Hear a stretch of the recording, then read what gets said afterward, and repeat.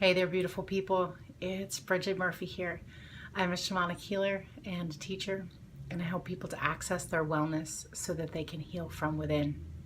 And part of accessing our wellness requires us to be able to access a reality and a state of mind that we want to be in. And we have a choice all the time, even though we think that we don't. We have a choice all the time as to how we want to interact with the world and with ourselves. And we can do that moment to moment and day to day in a way that matches how we want to feel and what we want to experience. So what I'm going to share with you today are two approaches, tips, however you'd like to think of them, that will help you start to have more control over your emotional states. It'll also help you have more control over how you are affected by things that scare you.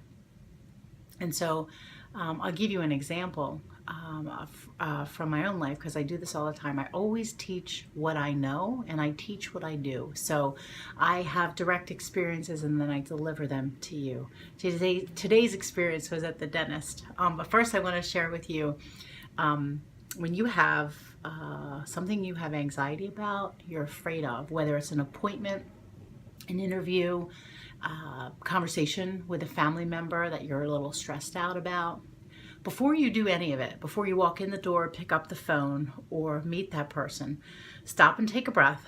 And I know we all know to do this, take a breath, it brings us into the present. So we start with a breath. And then instead of just getting on the phone with them, take a pause, take a moment. This takes 30 seconds to say out loud, if you want, what it is that you want, the outcome that you want. And I'm not talking about saying like, I want my mother to be nice. I'm talking about saying, I want this conversation to go well. I want to hang up this phone and to have both of us feel heard.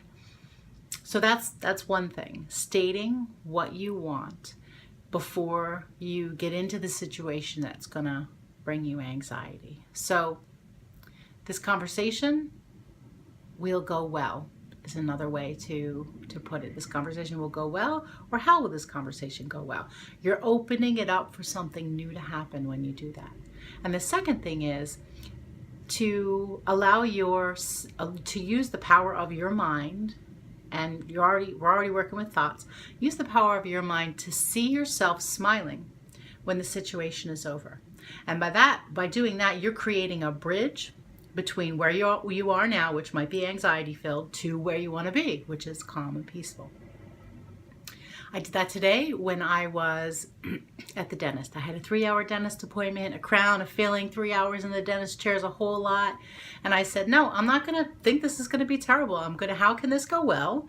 How can it be easy? And I saw myself smiling walking out of there. And let me tell you, I had a great experience at the dentist today.